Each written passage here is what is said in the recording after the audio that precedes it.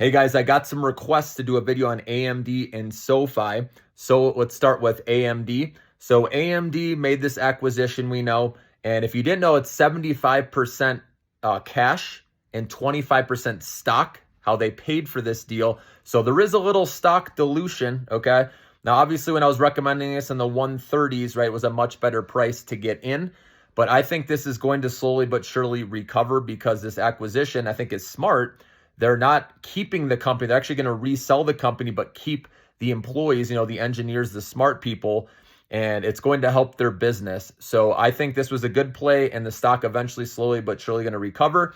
And it's all going to come down to Powell if he obviously says, regardless with the big cap names, remember, it doesn't matter as much about what Powell says because big cap companies don't have to raise capital, right, at a higher interest rate because they have plenty of cash flow coming in.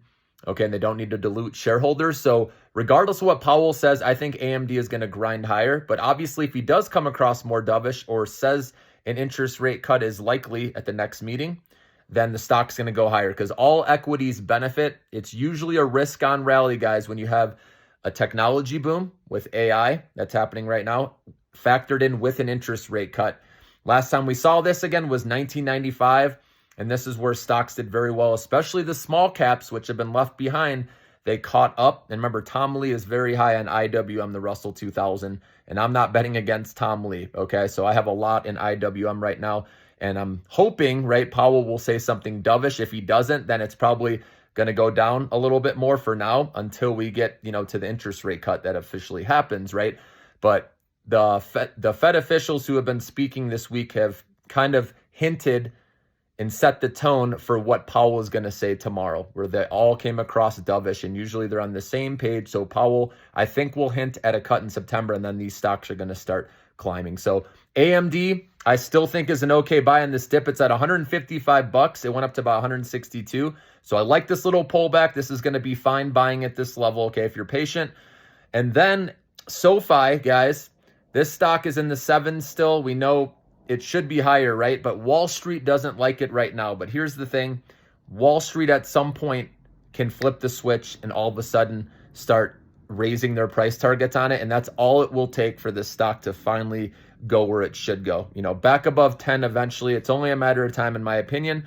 But I know a lot of people, it's frustrating, right? Because it continuously does nothing, right? It hasn't done what people say it's going to do. The retail traders like it. Wall Street doesn't.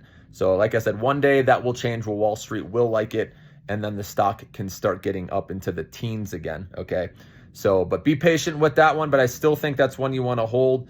And the reason why they'll benefit is because an interest rate cut helps their business, obviously, with people refinancing and personal loans, right? Just like Upstart has their areas, right, with personal loans, auto loans, and, HELOCs, right, which are all interest rate sensitive. That's why I really love Upstart.